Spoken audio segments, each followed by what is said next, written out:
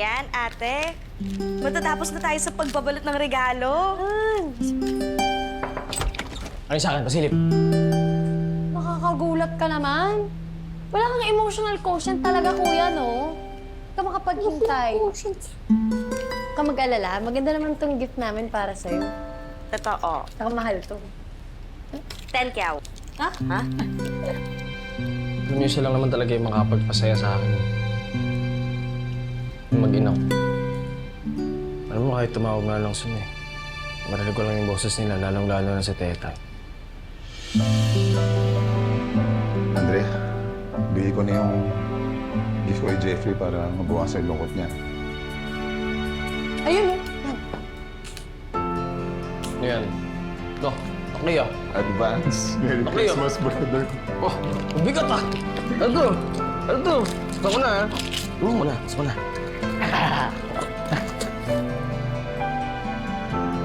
Eh, alam ko kasi na magsisenti ka. Malay ko ba na mapapagaw? So yan, pwede ka na malasing agad, magpahinga.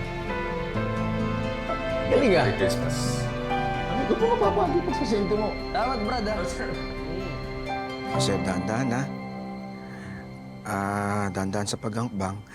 Pag may nararamdaman kayong unting ngalay o sakit, hinto po tayo, sir, ha? Oo. Dahan-dahan.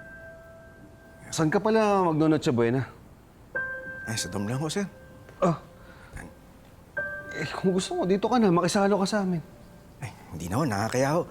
Saka nakasanayan ko na hindi mag-celebrate eh. Oh, ikaw.